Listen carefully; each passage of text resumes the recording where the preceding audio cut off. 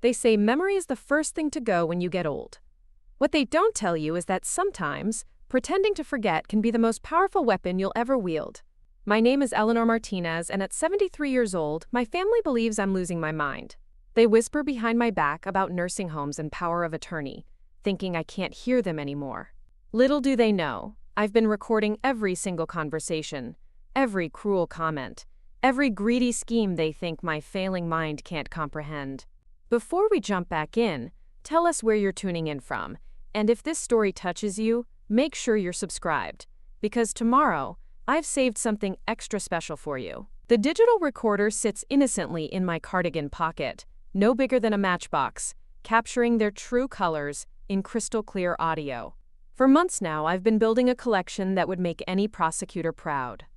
You see, when people think you're senile, they say things they'd never dare speak if they knew you were listening. And oh, the things they've said. It all started 18 months ago, when I had what the doctors called a minor stroke. Nothing dramatic, just a little stumble in my speech and some temporary confusion that lasted maybe 3 days. But those 3 days were enough to plant a seed of opportunity in my daughter Patricia's calculating mind.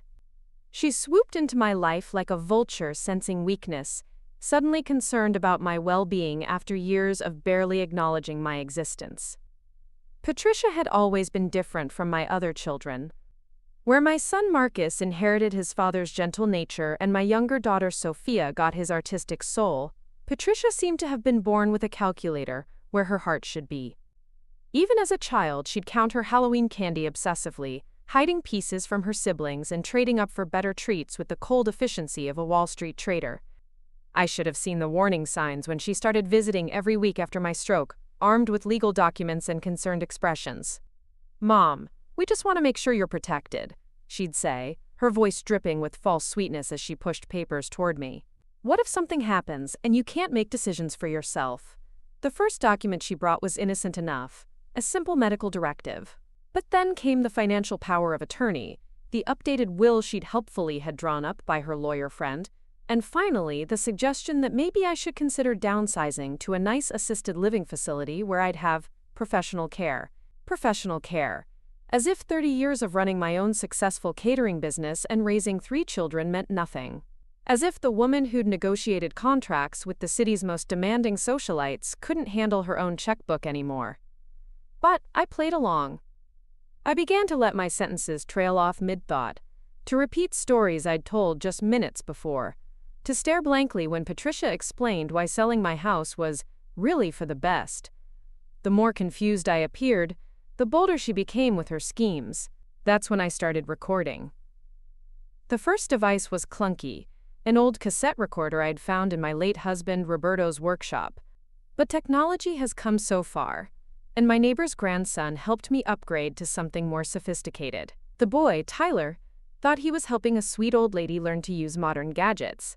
He had no idea he was arming me for war. The recordings started as insurance, just in case I needed proof of Patricia's increasingly aggressive attempts to control my life. But as the months passed and I heard myself played back, I realized something chilling. My own daughter wasn't just trying to help an aging mother. She was systematically planning to steal everything Roberto and I had worked 40 years to build. It was a Tuesday afternoon in October when I first heard Patricia talking to her husband Gerald on my back porch, thinking I was napping in my bedroom. I'd positioned myself in the hallway, just out of sight but well within the range of my little digital friend. "The house alone is worth at least $400,000, Patricia was saying, her voice sharp with excitement. "And you've seen her jewelry collection. That diamond necklace Roberto gave her for their anniversary? I had it appraised. $15,000, minimum." Gerald's voice was quieter, but the words still cut through me like ice. "Are you sure she's really losing it? Sometimes she seems pretty sharp to me." "Trust me, she's going downhill fast. Did you see how she couldn't remember where she put her reading glasses yesterday? They were on her head the whole time. And she asked me 3 times if I wanted coffee during my visit. 3 times, Gerald." I almost laughed out loud at that one. I'd offered her coffee 3 times because she kept declining, and I was hoping she'd finally say yes and leave me alone for 5 minutes while I made it. But apparently my hospitality was being cataloged as evidence of dementia. Besides, Patricia continued, Dr. Henderson already said the stroke could cause progressive cognitive decline. We're just being proactive. Dr. Henderson, this same Dr. Henderson, who'd told me privately that my recovery was remarkable, and that many people my age never bounced back so completely from even a minor stroke. Apparently, Patricia had been having different conversations with him than I had. The recording device captured every word, every callous calculation, every moment where my daughter reduced her mother to a balance sheet. I listened to it 3 times that night, sitting in Roberto's old armchair, feeling something cold and hard settle in my chest where my love for Patricia used to live. But that was just the beginning. Over the following weeks, Patricia's visits became more frequent and more aggressive. She'd arrive with her laptop, spreading papers across my kitchen table like she was conducting a business meeting. She'd found a lovely assisted living facility just 20 minutes away, she told me. They had activities and medical staff on site, and wouldn't I be so much happier there? Mom, you're rattling around in this big house all by yourself, she'd say, gesturing dismissively at the home where Roberto and I had raised our family.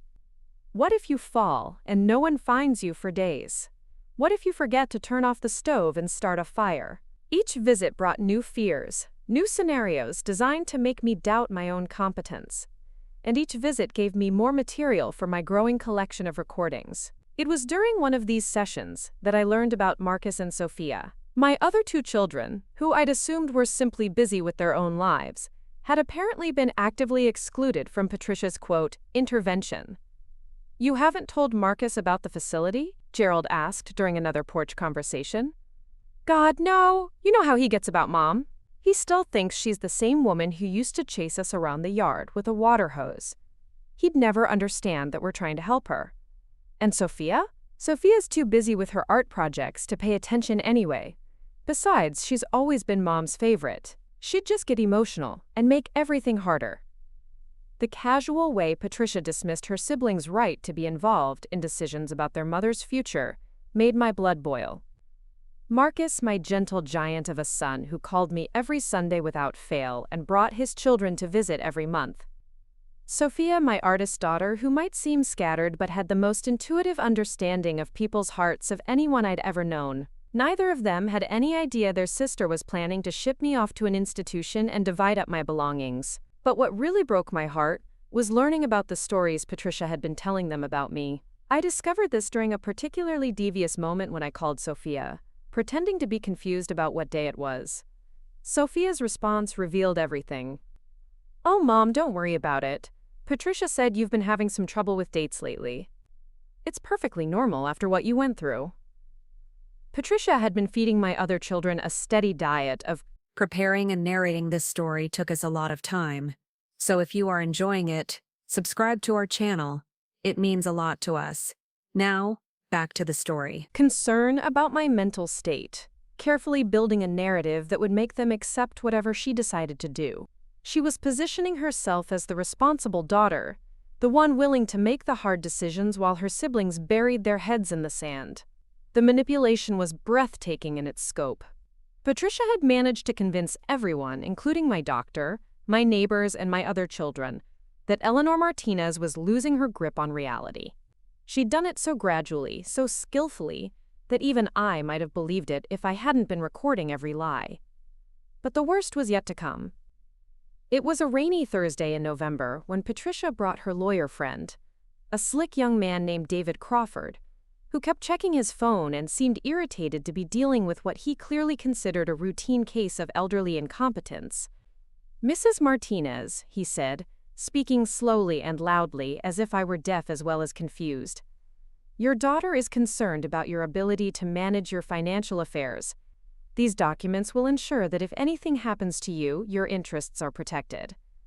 The papers he spread before me weren't the simple power of attorney Patricia had mentioned. They were comprehensive legal instruments that would essentially sign over control of my entire estate to Patricia immediately. Not just in case of emergency. My house, my bank accounts, my investments, even my car, everything would be transferred to her management for my own protection. I stared at the documents, letting my mouth hang open slightly, playing the part of a confused old woman while my recorder captured every word of Crawford's condescending explanation. Patricia hovered nearby, her eyes bright with anticipation. It's really quite simple, Mom, she said, her voice saccharine. This just means I can help you with your bills and make sure nothing gets overlooked. You won't have to worry about anything anymore. Won't have to worry about anything because I won't own anything, I thought grimly. But I nodded vaguely and reached for the pen Crawford offered. I should probably read these first, I mumbled, squinting at the pages. Oh, Mom, you don't need to worry about all that legal language, Patricia said quickly. David's explained everything. It's all very standard. Crawford shifted impatiently. Mrs. Martinez, these are indeed standard documents. Your daughter has your best interest at heart. But something in his tone triggered my old business instincts. I'd dealt with enough lawyers during my catering company days to recognize when someone was trying to rush me through a bad deal. I think I'd like my own lawyer to look at these, I said, surprised by how clear my voice sounded. The silence that followed was deafening. Patricia's mask slipped for just a moment, and I saw the flash of anger in her eyes before she quickly rearranged her features into an expression of patient concern. Mom, that's really not necessary. David's been practicing law for 15 years. He knows what he's doing. Nevertheless, I said, my voice growing stronger, I think I'll wait. Crawford began gathering his papers with poorly concealed irritation. Mrs. Martinez, I should mention that delays in establishing proper estate protection can be costly. If something were to happen before these documents are executed. Nothing's going to happen to me today, I said firmly. I'm not signing anything without my own legal counsel. After they left, I could hear Patricia's angry voice on the porch, though the words were muffled. What came through clearly was her frustration and Crawford's recommendation that they pursue a different approach. That night, I called my old lawyer, James Sullivan, who'd handled Roberto's will and the incorporation of my catering business. Jimmy had been Roberto's friend since childhood, and I trusted him completely. Eleanor, it's good to hear from you, he said warmly. How are you holding up? Jimmy, I need your help. Can you come by the house tomorrow, quietly? There was a pause. Is everything all right? I think my daughter is trying to steal. Everything Roberto and I worked for, and she's using my stroke as an excuse to do it. Another pause, longer this time. I'll be there at 10 in the morning. Jimmy arrived exactly on time, his silver hair perfectly combed and his expression serious. I'd known him for over 20 years, and he'd never been one to waste time on pleasantries when business needed discussing. I played him 3 of my recordings. Just 3, but they were enough. Jimmy's face grew darker with each revelation, and by the time Patricia's voice finished explaining how she planned to use the power of attorney to sell my house and move me into assisted living, he was furious. Eleanor, this is financial elder abuse, he said bluntly. What Patricia is attempting could result in criminal charges. I'm not interested in sending my daughter to jail, Jimmy. I just want to protect myself and make sure she understands that I'm not the helpless old woman she thinks I am. Jimmy leaned back in Roberto's old chair, studying me carefully. How long have you been recording these conversations? 3 months now. I have hours of material. And your mental state? I have to ask, Eleanor, are you experiencing any cognitive difficulties? I smiled at him, the first genuine smile I'd felt in months. Jimmy, does anything about this conversation suggest I'm not thinking clearly? He chuckled, shaking his head. No, it doesn't. In fact, you're showing remarkable strategic thinking for someone supposedly in cognitive decline. Patricia has no idea what she's dealing with, does she? None whatsoever. She sees what she wants to see. Jimmy spent the next 2 hours going through Patricia's proposed documents, and his assessment was even worse than I'd feared. The powers she was seeking weren't just comprehensive, they were irreversible. Once signed, I would have no legal recourse to regain control of my own assets. She's been planning this for months, Jimmy said grimly. These documents aren't something Crawford threw together last week. This level of detail requires extensive preparation. What are my options? Well, the good news is that you haven't signed anything yet. The bad news is that Patricia isn't going to give up easily. She's invested too much time and effort into this scheme. Jimmy was right. Patricia's visits became more frequent and more insistent. She brought Crawford back twice more, each time with new arguments about why I needed to sign immediately. When I continued to refuse, She escalated her tactics. She started calling me multiple times a day, ostensibly to check on my well-being, but really to catch me in moments of confusion she could use as evidence of my declining mental state. She began showing up unannounced, letting herself in with the spare key she'd had made for emergencies, hoping to find me in my nightgown at 3 in the afternoon, or discover some sign of neglect she could point to. Most insidiously, she started involving Marcus and Sofia in her campaign, sharing carefully edited stories about my episodes and her growing concern for my safety. I learned about this during a heartbreaking phone call with Marcus, who'd been convinced that I was hiding my struggles out of pride. "Mom, Patricia told me about what happened when you got lost driving to the grocery store last week," he said gently. "She said you were gone for 3 hours and couldn't remember where you'd been." I'd never gotten lost driving anywhere. The supposed 3-hour absence had been a trip to Jimmy's office across town, where I'd spent the afternoon planning my defense against Patricia's schemes. But my son's voice was full of such loving concern that I almost broke character and told him the truth right then. Instead, I played the confused mother, letting him comfort me and promise to visit more often. After I hung up, I sat in my kitchen and cried for the first time since this whole nightmare began. Not just for myself, but for Marcus and Sofia, who were being manipulated as cruelly as I was. Patricia was destroying our family one lie at a time, and my other children had no idea they were helping her do it. The final straw came on. A cold December morning when Patricia arrived with a moving truck.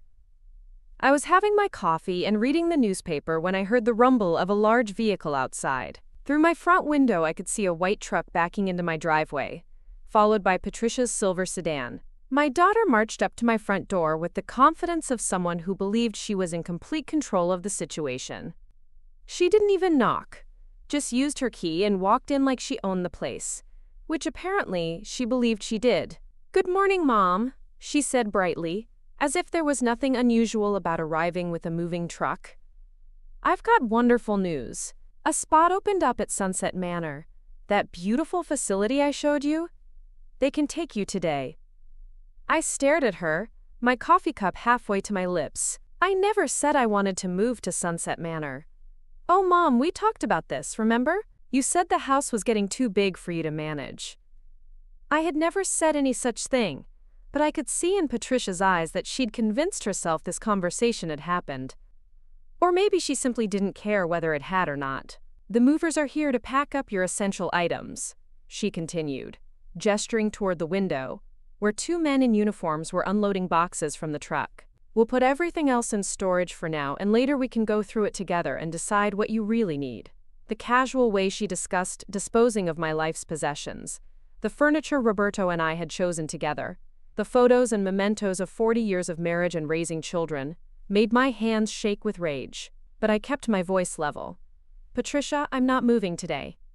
"Mom, please don't make this harder than it has to be. Dr. Henderson thinks this is the best thing for you, and Sunset Manor is expecting you this afternoon."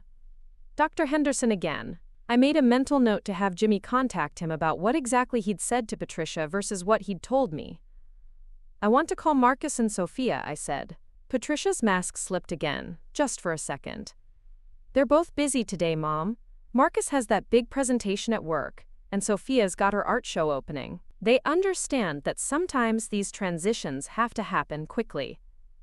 More lies. Marcus would never be too busy for something this important, and Sofia didn't have any art shows scheduled.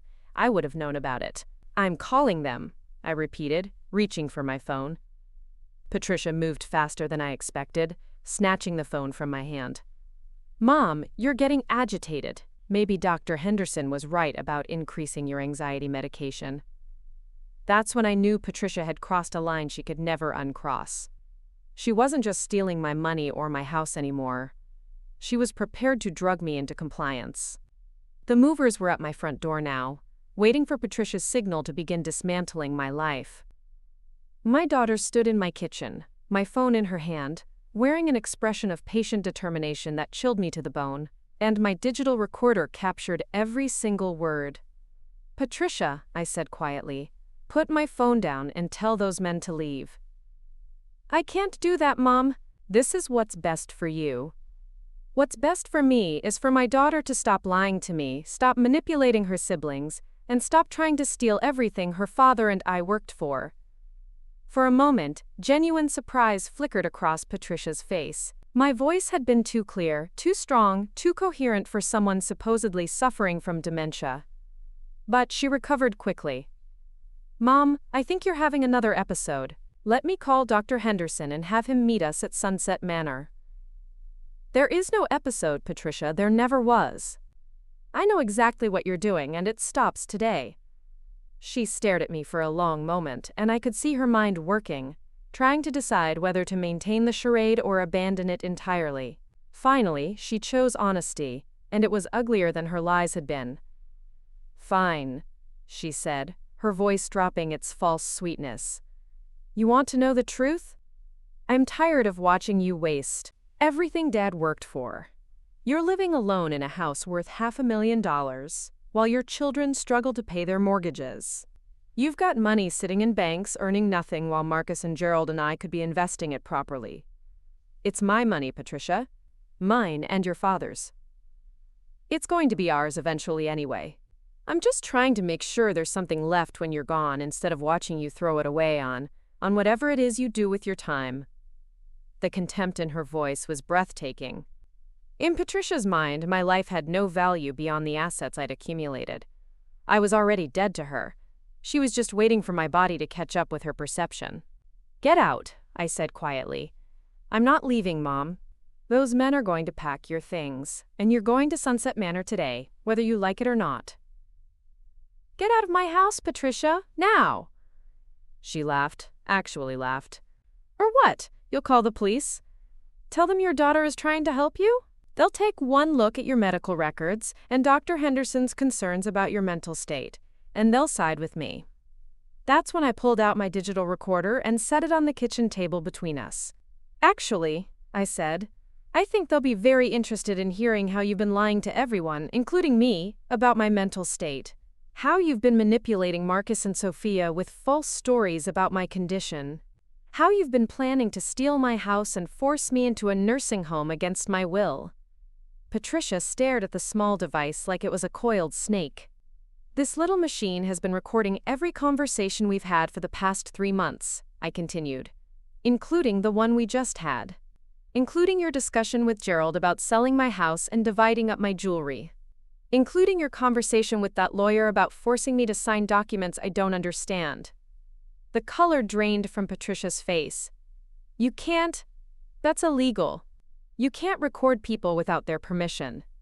Actually, in this state, I can record any conversation I'm part of without telling the other parties. I checked with my lawyer. The same lawyer who's been advising me on how to protect myself from financial elder abuse." Patricia's mouth opened and closed like a fish gasping for air.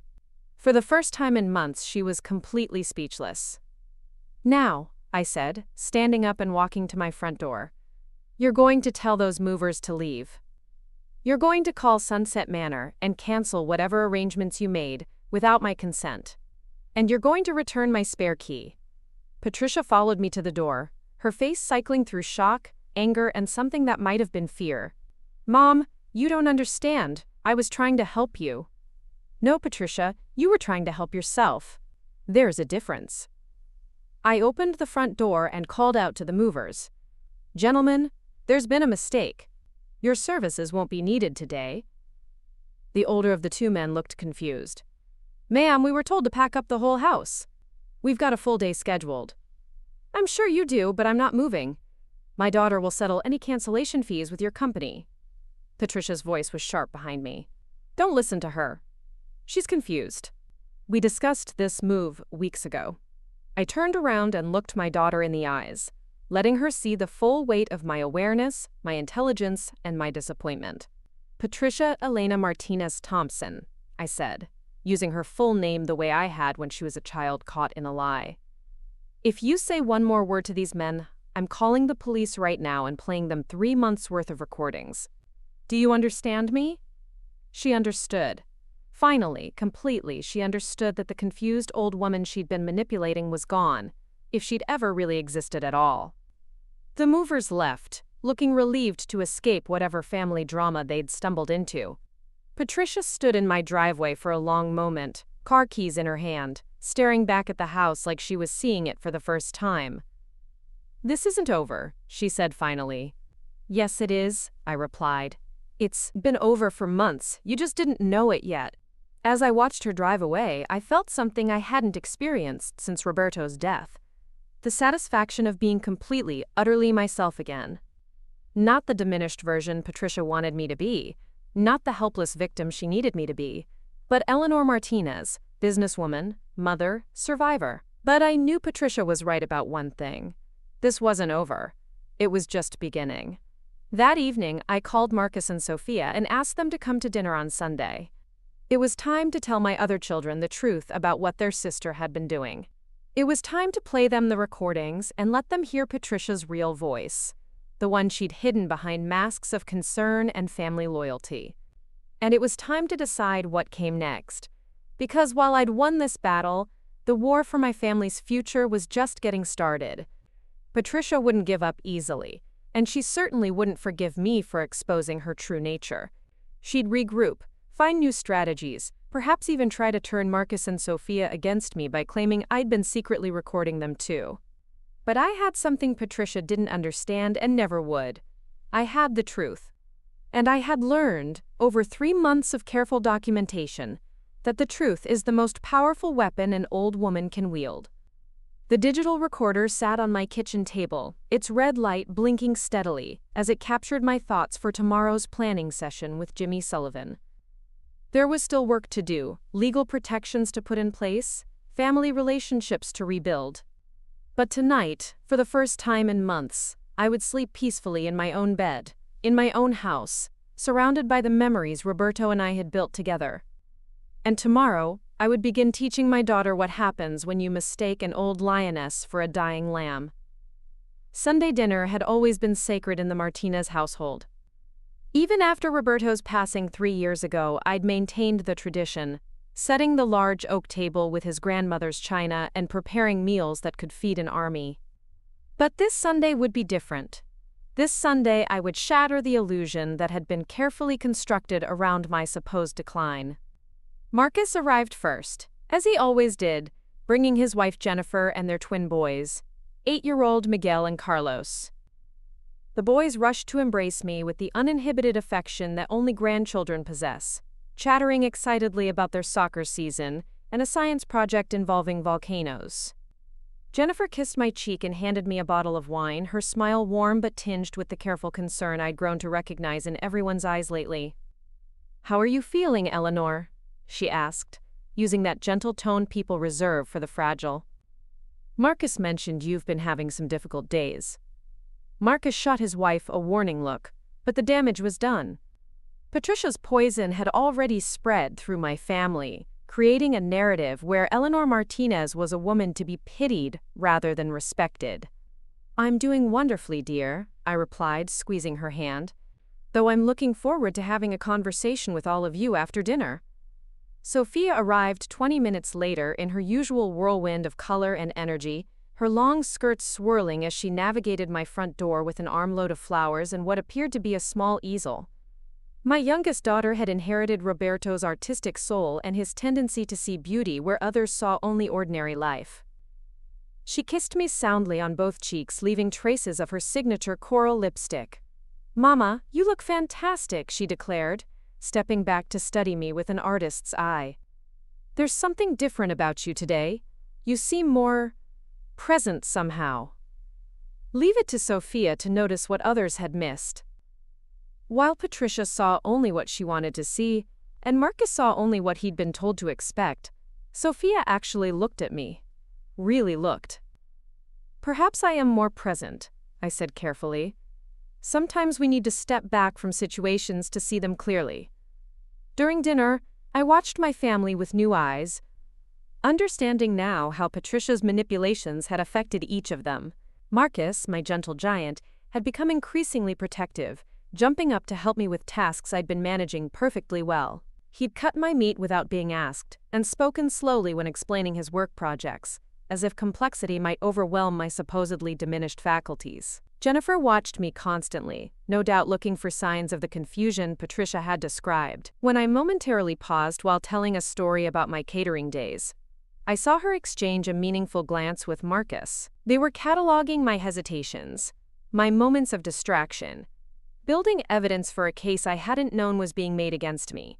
Only Sofia seemed oblivious to the undercurrents, chattering about her latest painting series and asking my opinion on color choices with the same respect she'd always shown for my aesthetic judgment. But even she revealed the extent of Patricia's influence when she mentioned how glad she was that Patricia was looking out for me. "She told me you've been struggling with some memory issues," Sofia said gently. "I'm so sorry I haven't been around more to help. My schedule has been crazy with the gallery showing coming up." So Patricia had been feeding Sofia lies too, making her feel guilty for not being more involved, while simultaneously ensuring she stayed away during the crucial weeks when Patricia was tightening her grip on my life. After we'd finished my famous tres leches cake, and the boys had been sent to the living room to watch television, I asked Marcus, Jennifer, and Sofia to remain at the table. The moment had come to reveal the truth about their sister's betrayal. "I need to tell you something important," I began, pulling out my digital recorder and placing it in the center of the table. For the past 3 months, I'd been recording conversations with Patricia. The silence that followed was deafening. Marcus looked confused. Jennifer appeared concerned about my mental state, and Sofia seemed intrigued by this unexpected development. "Mom," Marcus said slowly, "why would you record Patricia? She's been trying to help you." "That's exactly what I thought you'd say," I replied. "Because that's the story she's been telling everyone. But the truth is very different." I pressed play on the first recording, Patricia's voice filling my dining room with crystal clarity. As my children listened to their sister discussing my house's value and her plans to have me declared incompetent, I watched their faces transform from confusion to shock to horror.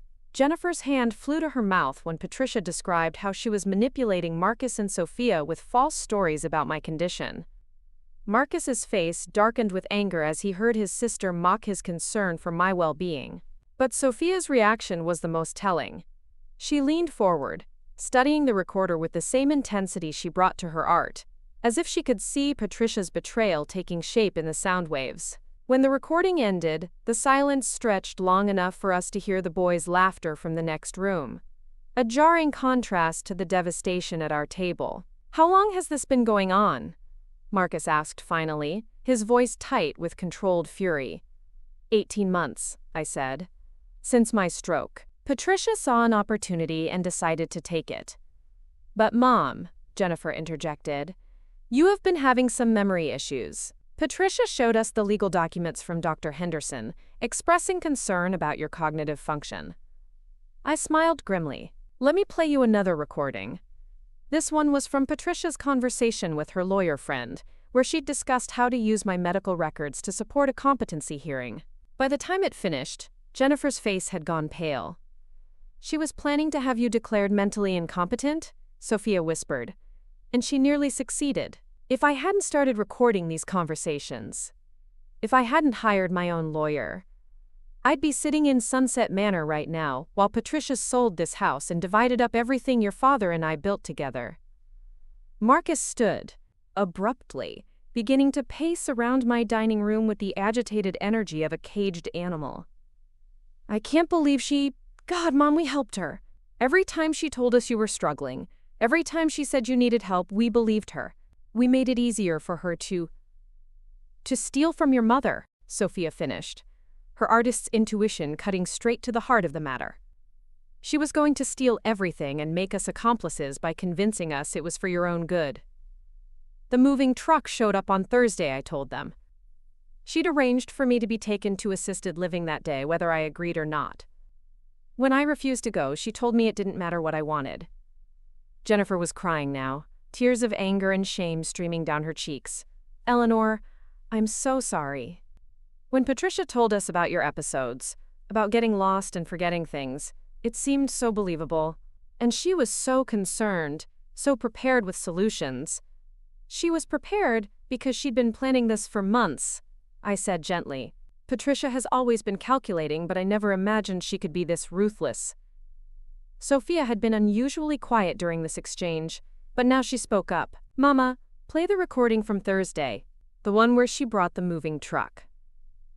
As Patricia's voice filled the room again, this time without any pretense of concern or family loyalty, my youngest daughter's face hardened into an expression I'd rarely seen. Sofia might be dreamy and artistic, but she had Roberto's fierce protective instincts when her family was threatened. "She called you a waste," Sofia said when the recording ended. "She said your life had no value beyond your bank account." Those were her exact words, I confirmed. Marcus had stopped pacing and was now gripping the back of his chair so tightly his knuckles were white. "What do we do now? How do we make this right?" "We don't make anything right," I said firmly. "This isn't your fault. None of you did anything wrong. Patricia manipulated all of us, but she made one crucial mistake." "What's that?" Jennifer asked. "She underestimated me. She saw an elderly woman who'd had a minor stroke and assumed I was helpless. She forgot that I ran a successful business for 30 years, that I negotiated contracts and managed employees and dealt with difficult clients every day. She forgot that your father didn't marry a weak woman." Sofia reached across the table and took my hand. "What do you need from us, Mama?" "I need you to understand that everything is going to change now. Patricia won't forgive me for exposing her, and she'll try to turn this around somehow. She might claim I manipulated all of you with doctored recordings, or that my mental state is so deteriorated I've become paranoid and delusional. She'll fight back, and it won't be pretty."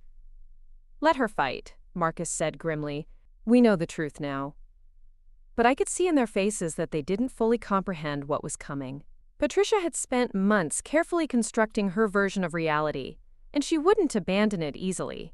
She'd weaponized their guilt, their love for me, even their anger at her betrayal.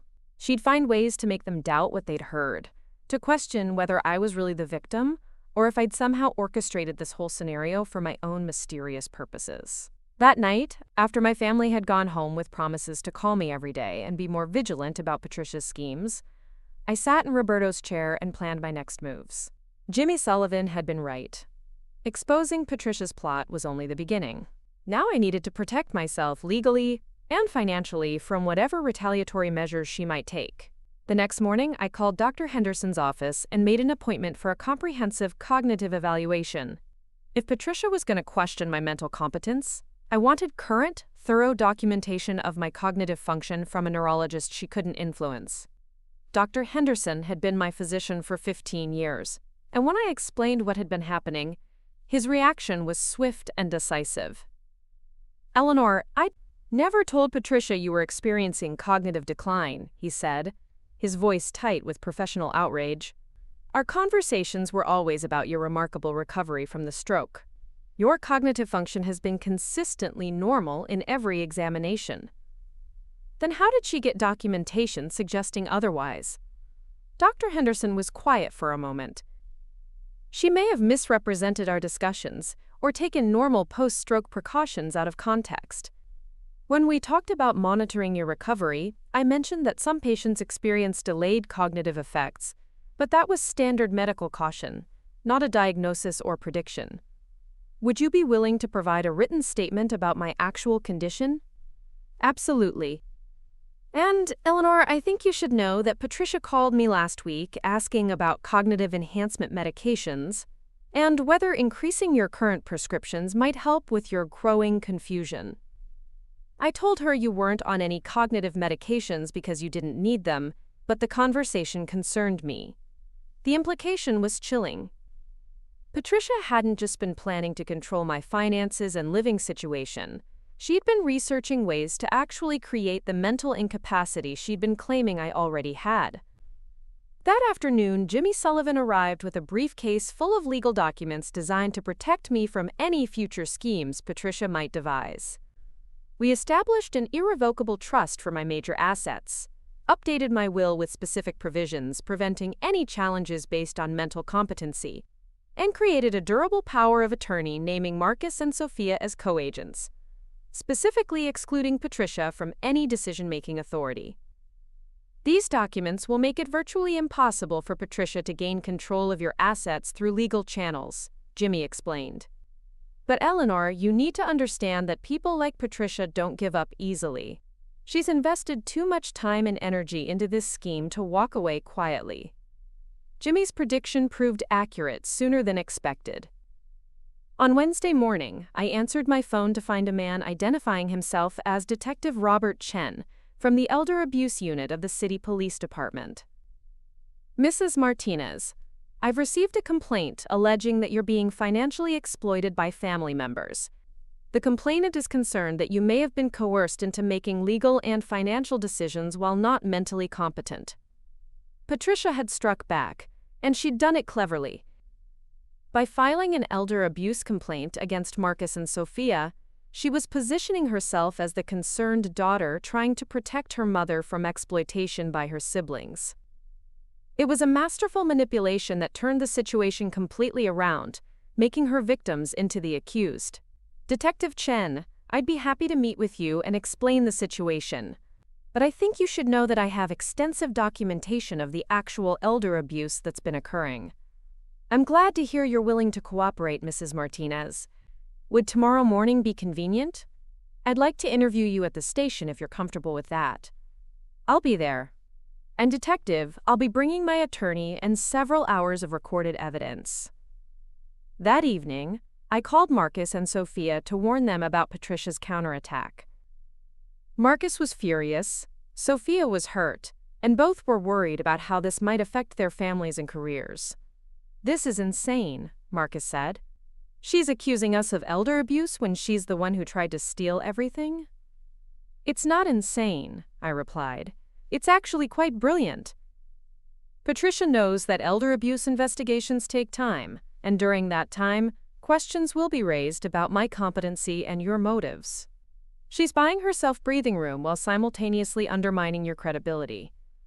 What do we do? Sofia asked. We tell the truth, we provide the evidence, and we trust that the system will work. But privately, I worried that Patricia's strategy might succeed. Elder abuse cases were notoriously difficult to investigate, especially when family members made competing claims about an elderly person's mental state. Patricia had positioned herself as the responsible daughter whose concerns had been validated by a police investigation, while Marcus and Sofia would have to defend themselves against serious accusations. The next morning, Jimmy and I met Detective Chen at the police station. Chen was a serious man in his 40s, with kind eyes and the patient demeanor of someone accustomed to dealing with family disputes. He listened carefully as I explained Patricia's 18-month campaign to gain control of my assets, occasionally asking clarifying questions but mostly letting me tell my story in my own words. When I finished, he leaned back in his chair and studied me thoughtfully. Mrs. Martinez, you present as completely lucid and competent. Your account is detailed and consistent, and you've brought substantial documentation to support your claims. But I have to ask, why didn't you report this alleged abuse months ago when it started? It was a fair question, and I'd anticipated it. Detective Chen, what Patricia was doing was legal up until the point where she tried to force me to sign documents or move me against my will. Lying to family members about my mental state, manipulating my other children, even planning to control my finances, none of that is technically criminal if she genuinely believed I was incompetent. But you don't believe her motives were genuine? The recordings will speak for themselves. I played Detective Chen, 3 of my most damning recordings, watching his expression grow more serious with each revelation. When Patricia's voice finished explaining how she planned to sell my house and divide my jewelry, he set down his pen and looked directly at me. Mrs. Martinez, these recordings suggest a clear pattern of financial exploitation and elder abuse. However, I need to ask about your daughter's complaint against your son and other daughter. She's alleging that they've been pressuring you to change your legal documents and exclude her from your estate. I actually laughed, at the audacity of Patricia's accusation. Detective Chen, would you like to hear the recording of the conversation where I told Marcus and Sofia about Patricia's scheme? I think you'll find that their reactions were quite different from what Patricia has described. After Detective Chen listened to my children's shocked responses to learning about their sister's betrayal, he closed his notebook and leaned forward. Mrs. Martinez, I'm going to be frank with you. This is one of the most clear-cut cases of attempted financial elder abuse I've encountered.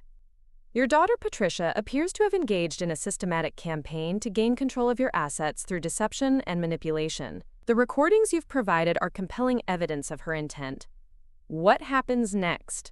I'll be interviewing Patricia and her husband, as well as the lawyer who prepared those documents she wanted you to sign. Depending on what we find, criminal charges are possible. At minimum, we'll be documenting this incident to prevent future attempts. And the complaint against Marcus and Sofia? Detective Chen smiled for the first time since our conversation began. Based on what I've heard today, I'd say that complaint was filed by someone trying to deflect attention from her own criminal behavior. I'll be closing that investigation immediately. When I left the police station that afternoon, I felt something I hadn't experienced in months. Hope. Not just hope for my own situation, but hope that Patricia might finally face consequences for her actions. For 18 months, she'd manipulated and lied and schemed without any accountability. Now, for the first time, she was going to have to answer for what she'd done. But my satisfaction was tempered by sadness. Patricia was still my daughter. Still the little girl who'd once climbed into my lap for bedtime stories and asked me to braid her hair for school pictures. Somewhere along the way, that little girl had grown into a woman capable of devastating cruelty toward her own mother. The loss of who Patricia might have been felt almost as painful as the betrayal of who she'd become. That evening, Sofia called with news that Patricia had been trying to contact Marcus all day, claiming she needed to, quote, clear up some misunderstandings about the situation. She's panicking, Sofia said. She knows the police talked to you, and she's trying to do damage control. What did Marcus tell her? He told her that he wasn't interested in hearing any more of her lies, and that if she wanted to communicate with the family, she could do it through lawyers. I was proud of Marcus for taking such a firm stand, but I worried about the long-term consequences for our family. Patricia's actions had created wounds that might never fully heal, relationships that might never be restored. Even if she faced legal consequences, even if justice was served, we would all have to live with the knowledge of what she'd been willing to do to her own mother. 2 weeks later, Detective Chen called to inform me that Patricia and Gerald had been arrested on charges of attempted financial elder abuse and conspiracy to commit fraud. The investigation had revealed that Gerald was deeply in debt from failed business ventures, and that Patricia's scheme to gain control of my assets was motivated as much by their financial desperation as by simple greed. The district attorney is confident we have a strong case, Detective Chen told me. Your recordings, combined with the testimony from your other children and the documentation from your attorney, paint a clear picture of systematic abuse. What kind of sentence are we looking at? Elder abuse is a felony in this state. If convicted, Patricia could face up to 4 years in prison, and Gerald could face 2 years as an accessory. There's also the possibility of civil restitution for any financial losses you incurred. 4 years. My daughter might spend 4 years in prison, because she'd decided her inheritance was more important than her mother's autonomy and dignity. The tragedy of it overwhelmed me, and I had to sit down to absorb the full weight of what Patricia's choices had cost all of us. The trial was set for 6 months later, giving both sides time to prepare their cases. Patricia's lawyer, a different attorney than the one who'd helped her draft the fraudulent documents, immediately began laying the groundwork for a defense based on Patricia's genuine concern for my welfare. According to the local newspaper's coverage of the arraignment, Patricia's attorney planned to argue that she'd been acting out of love and worry for her mother's declining mental state, and that any recordings suggesting otherwise were taken out of context or misrepresented my daughter's true intentions. It was a clever strategy that relied on society's assumptions about family relationships and elderly care. Who would want to believe that a daughter could be so calculating in her exploitation of her aging mother? Patricia's lawyer was betting that a jury would find it easier to believe in misguided good intentions than deliberate malice. But I had 18 months' worth of recordings that revealed Patricia's true motivations in her own words. I had documentation from Dr. Henderson proving that my mental faculties were sound. I had testimony from Marcus and Sofia about how Patricia had manipulated them with false information about my condition. Most importantly, I had my own voice, clear and strong and undeniably competent, telling my story to anyone willing to listen. The months leading up to the trial were difficult for our entire family. Patricia's arrest had made local news, And the story of the daughter who'd tried to steal her mother's life savings had captured public attention in ways I hadn't anticipated. Reporters called asking for interviews. Neighbors whispered when I walked to my mailbox. And well-meaning acquaintances offered sympathy for my terrible ordeal, with expressions that suggested they thought I was somehow fragile or damaged by the experience. But I wasn't fragile, and I wasn't damaged. If anything, Patricia's betrayal had reminded me of my own strength, my own resilience, my own capacity to fight for what mattered to me. I'd spent 18 months pretending to be confused and helpless, and the experience had shown me how much I valued my independence and dignity. Marcus and Sofia rallied around me with fierce protectiveness, calling daily and visiting often, determined to make up for the months when they'd unknowingly assisted in Patricia's schemes. Jennifer became one of my strongest advocates, researching elder abuse cases and helping me prepare for my testimony. Even my grandchildren seemed to understand that something important was happening. The twins asked careful questions about why Aunt Patricia couldn't come to Sunday dinners anymore, and I answered them honestly but gently, explaining that sometimes families have to work through very difficult problems. 3 months before the trial, Patricia's lawyer approached Jimmy Sullivan with a plea bargain offer. Patricia would plead guilty to a reduced charge of financial misconduct, accept 2 years of probation, and pay restitution for my legal fees if I agreed not to testify against her in court. "It's not a bad offer," Jimmy told me during our discussion of the proposal. "It guarantees consequences for Patricia's actions without putting you through the stress of a public trial. What do you think I should do?" Jimmy was quiet for a long moment, studying my face with the careful attention he'd always brought to important decisions. "Eleanor, that depends on what you want to accomplish. If you want justice, if you want Patricia to face real consequences for what she did, then we should go to trial. If you want this ordeal to end quickly and quietly, then we should consider the plea. And what about deterrence? What about preventing Patricia from trying something like this again in the future? A conviction at trial would certainly send a stronger message. Probation is a slap on the wrist for someone who spent 18 months systematically planning to defraud her own mother." That night, I sat in Roberto's chair and thought about forgiveness, about family, about the difference between justice and revenge. Patricia was still my daughter, still the child I'd raised and loved and hoped would grow into a good person. But she was also a woman who'd looked at her mother's vulnerability and seen only opportunity. In the end, my decision came down to a simple question. Would I rather have my daughter angry at me for holding her accountable, or would I rather teach her that her actions had no real consequences? I called Jimmy the next morning and told him to reject the plea bargain. Patricia would face trial for elder abuse, and I would testify against her if necessary to ensure that justice was served. The trial was scheduled to begin in January, just over a year after Patricia had first brought that moving truck to my house. As I prepared for what would undoubtedly be the most difficult testimony of my life, I thought about all the ways this experience had changed me, changed my family, changed my understanding of what it meant to be strong. For months I'd pretended to be weak to expose Patricia's true nature. Now I would have to be genuinely strong to face the consequences of that exposure. The scared, confused old woman Patricia thought she'd been manipulating was gone forever, replaced by someone who understood that age didn't have to mean helplessness, that being a mother didn't require accepting abuse from your children, and that sometimes the most loving thing you can do for someone is to hold them accountable for their choices. Patricia had taught me that lesson, though not in the way she'd intended, and soon, very soon, I would have the opportunity to return the favor. January arrived with a biting cold that seemed to settle into my bones, but I welcomed it. After months of preparation, the trial was finally beginning, and I was ready to face Patricia in court. The courthouse steps were slippery with ice as Jimmy Sullivan helped me navigate to the entrance, his steady presence a comfort in what felt like the most important day of my life since Roberto's funeral. The courtroom was smaller than I'd expected, with worn wooden benches and fluorescent lighting that cast everything in a harsh, unforgiving glow. Patricia sat at the defendant's table with her attorney, a sharp-faced woman named Claire Hoffman, who'd built her reputation defending white-collar criminals. My daughter looked thinner than I remembered, her usually perfect hair pulled back severely, and she wore a navy blue suit that made her appear both professional and vulnerable.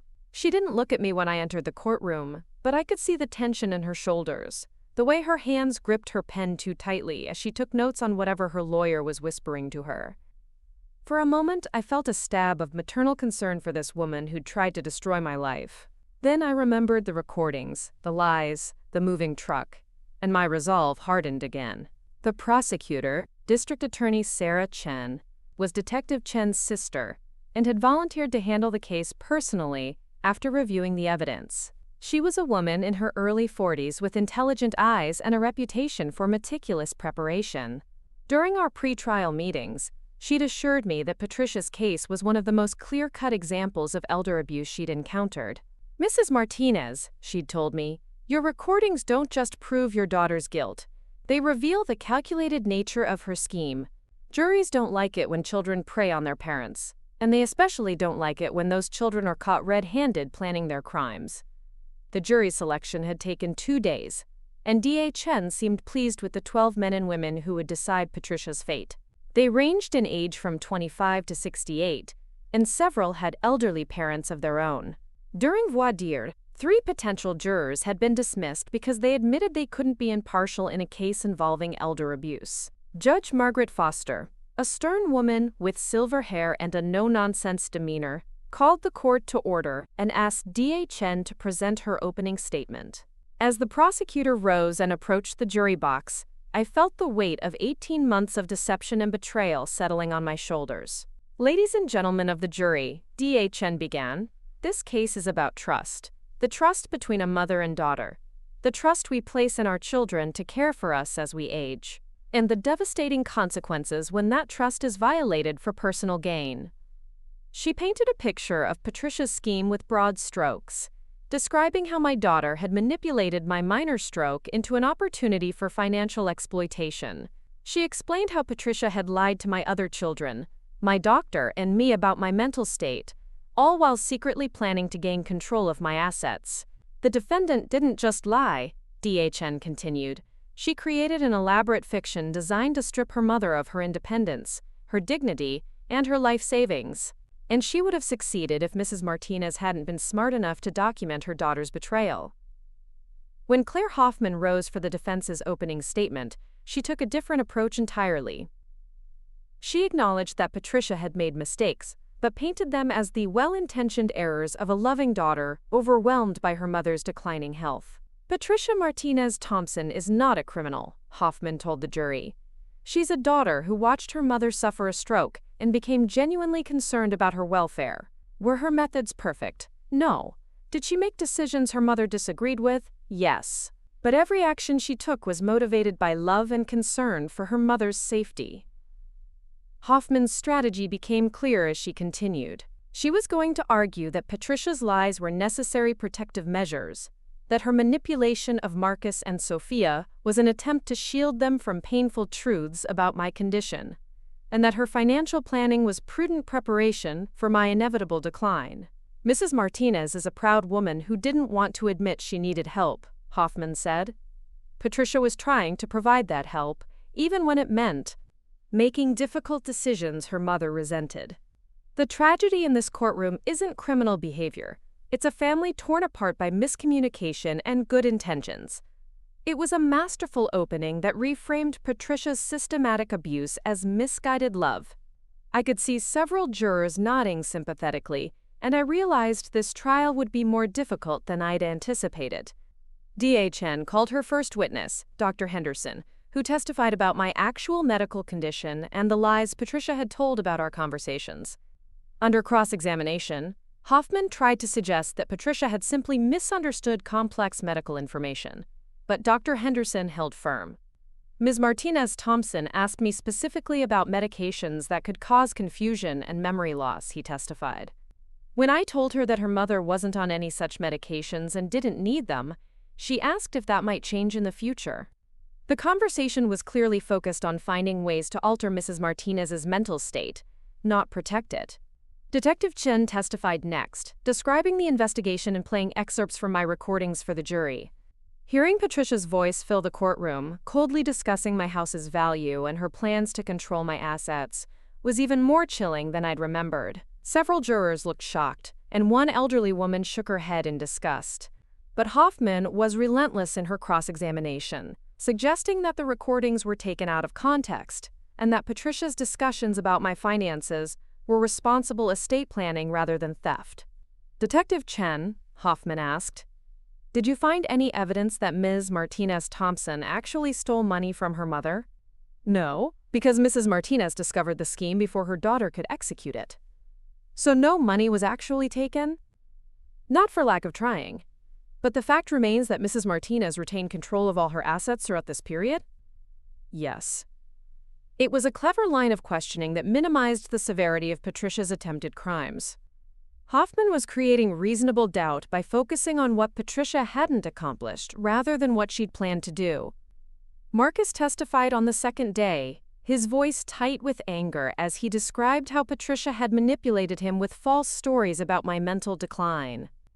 He was a compelling witness, his obvious love for me contrasting sharply with Patricia's calculated deception. "My sister convinced me that our mother was losing her memory," he said. "She told me Mom had gotten lost driving to the store, that she'd forgotten conversations we'd had, that she was becoming confused and disoriented. None of it was true." Under cross-examination, Hoffman tried to suggest that Marcus was bitter about being excluded from Patricia's caretaking efforts, but he handled her questions with dignity and restraint. "I wasn't excluded," he said firmly. "I was lied to. There's a difference." Sofia's testimony was equally powerful, her artist's sensitivity allowing her to describe the emotional devastation Patricia's lies had caused our family. She spoke about the guilt she'd felt for not being more involved in my care, the fear she'd experienced believing I was losing my mind, and the shock of discovering that her sister had manufactured the entire crisis. "Patricia didn't just lie about our mother's condition," Sofia said, tears streaming down her face. "She made us accomplices in isolating Mom when she needed our support most. She turned our love for our mother into a weapon against her."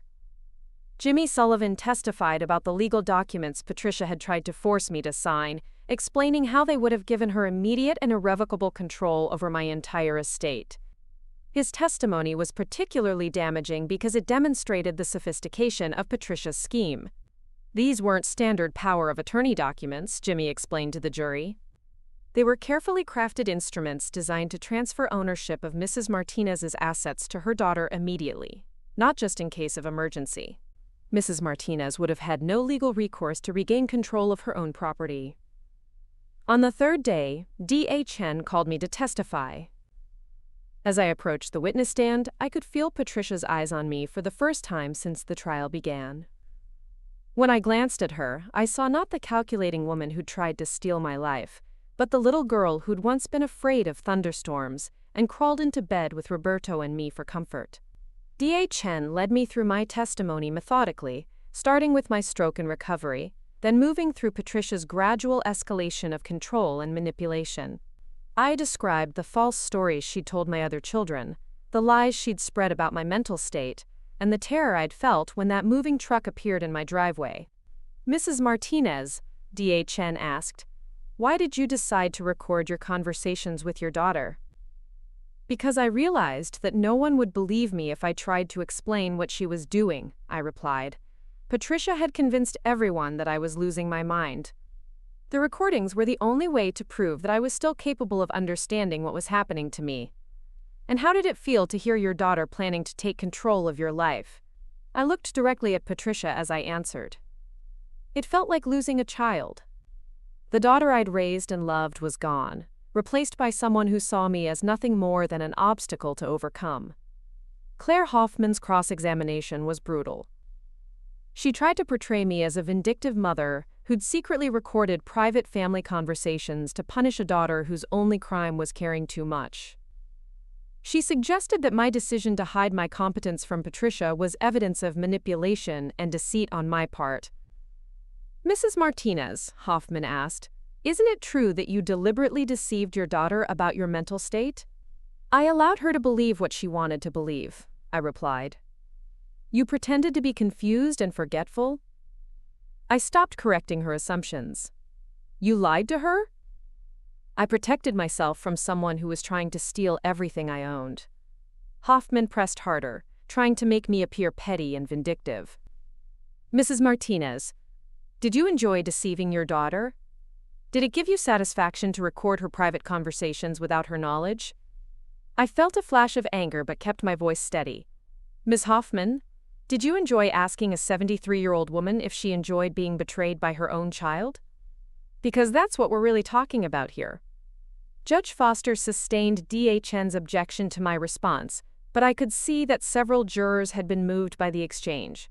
Hoffman had overplayed her hand, making herself appear callous in her treatment of an elderly victim. On the fourth day, Patricia herself took the stand. She'd lost weight during the months leading up to the trial, and she looked fragile and remorseful as her attorney led her through her testimony. She admitted to lying about my mental state but claimed she'd been genuinely concerned about my welfare after the stroke. I was scared, she said, dabbing at her eyes with a tissue. I'd never seen my mother so vulnerable before. When she seemed confused and forgetful, I panicked. I thought I was helping her by taking control of the situation. It was a convincing performance, and I could see that some jurors were sympathetic to her apparent remorse.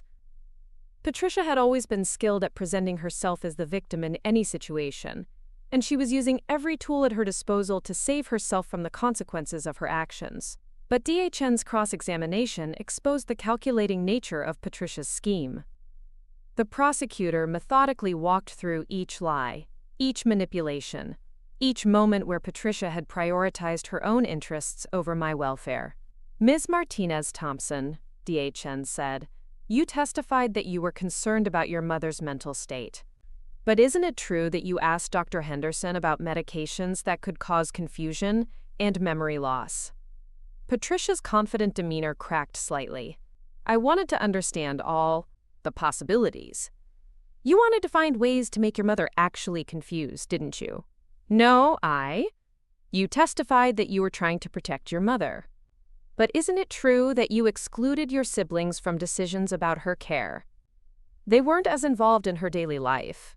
You excluded them because you knew they wouldn't support your plan to take control of her assets, didn't you?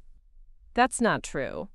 DHN played one of my recordings, Patricia's voice filling the courtroom as she discussed selling my house and dividing my jewelry with Gerald.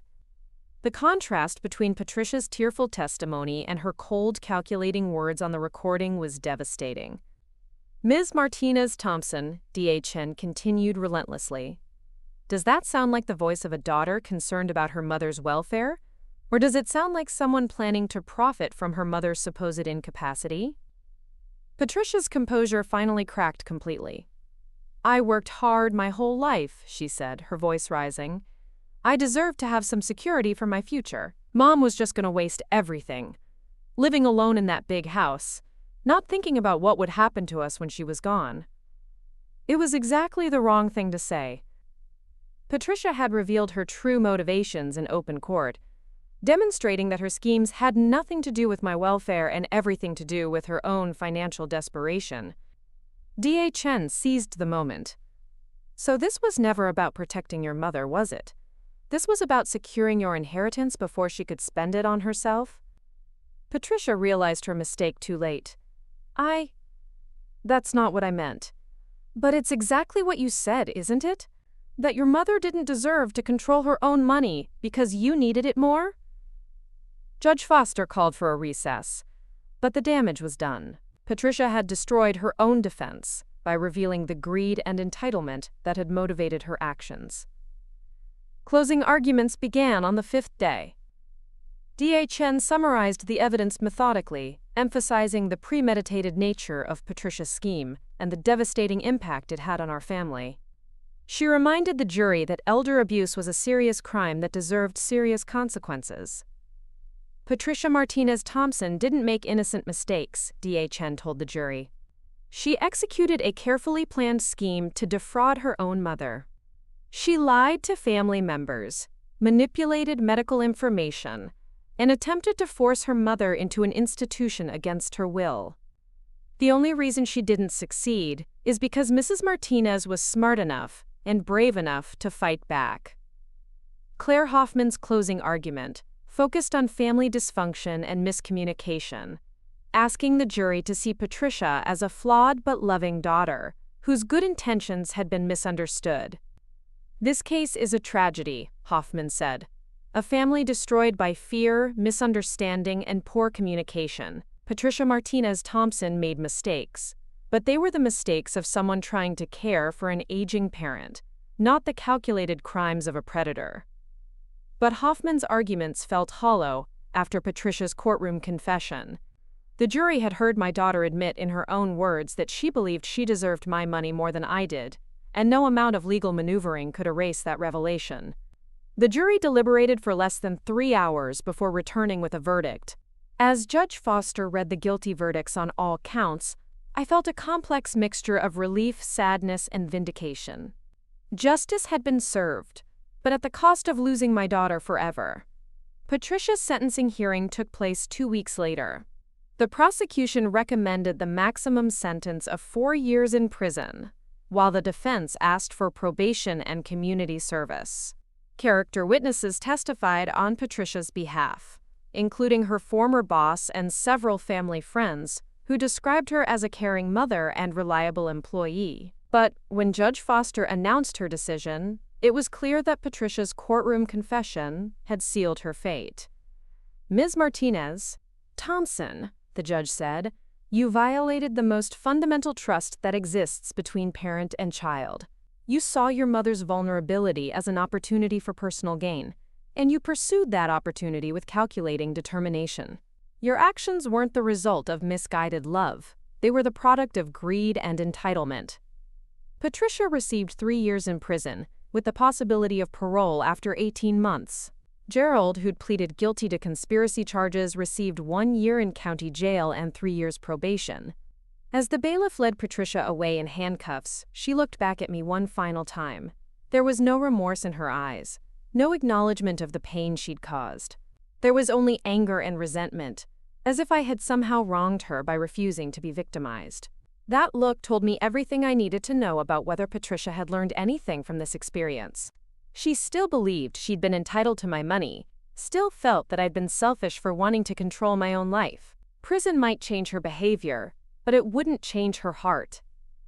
The months following Patricia's sentencing were a time of healing and rebuilding for the rest of our family. Marcus and Sofia visited more frequently, and we began the slow process of rebuilding trust and communication. Jennifer became one of my closest confidants, and my grandchildren brought joy and laughter back into my house. I received hundreds of letters from strangers who'd followed the trial in the media, sharing their own stories of elder abuse and thanking me for having the courage to fight back. Many were from adult children who'd watched their own parents become victims of financial exploitation, and others were from elderly people who'd recognized the warning signs in their own families. One letter particularly moved me. It was from a woman named Catherine, whose brother had tried to manipulate their father's Alzheimer's diagnosis to gain control of his assets. She'd used my case as a template for documenting the abuse and had successfully stopped her brother's scheme. "Your courage gave me courage," she wrote. "You showed me that being old doesn't mean being helpless, and that fighting back is always an option."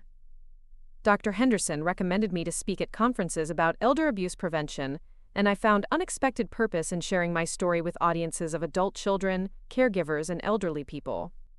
My message was simple: awareness and documentation are the best weapons against financial exploitation. Trust your instincts, I would tell audiences. If something feels wrong, it probably is. And don't let anyone convince you that age makes you incompetent. Experience and wisdom are assets, not liabilities. Jimmy Sullivan helped me establish a foundation dedicated to elder abuse prevention, funded by the restitution money Patricia had been ordered to pay. The Eleanor Martinez Foundation provided legal assistance to elderly victims of financial exploitation and educational resources for families navigating the challenges of aging.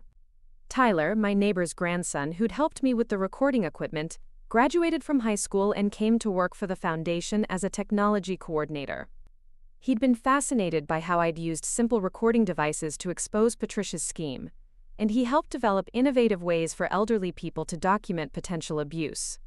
"Mrs. Martinez," he told me during one of our planning meetings, You turned technology into a weapon for justice. That's pretty badass for someone who used to be afraid of her smartphone. I laughed at his assessment, but he wasn't wrong. The scared, confused woman Patricia thought she'd been manipulating had never really existed. I'd always been Eleanor Martinez, businesswoman, mother, survivor. I just allowed Patricia to see what she wanted to see until I was ready to reveal the truth. Sofia painted a portrait of me that captured this journey perfectly. In her painting, I appeared to be looking in a mirror, but the reflection showed not an elderly woman but a lioness with fierce, intelligent eyes. She titled it Perspectives and donated it to the foundation's offices. Marcus named his newborn daughter Elena in my honor, telling me that he wanted his child to grow up knowing the strength and dignity that had made her grandmother a hero to so many people. 1 year after Patricia's sentencing, I received a letter from her in prison. It was the first communication I'd had from her since the trial, and I debated whether to read it. Finally, curiosity won out. The letter was 2 pages of self-pity and blame, complaining about prison conditions and demanding that I help her appeal her conviction. She accused me of destroying our family out of spite and claimed that her actions had been misunderstood by everyone, including the jury. "You could have worked with me instead of against me," she wrote. "We could have found a solution that protected your interests while ensuring my family's security. Instead, you chose to humiliate me publicly and send me to prison. I hope you're satisfied with what you've accomplished." There was no acknowledgement of wrongdoing, no apology for the pain she'd caused, no recognition that her actions had been criminal.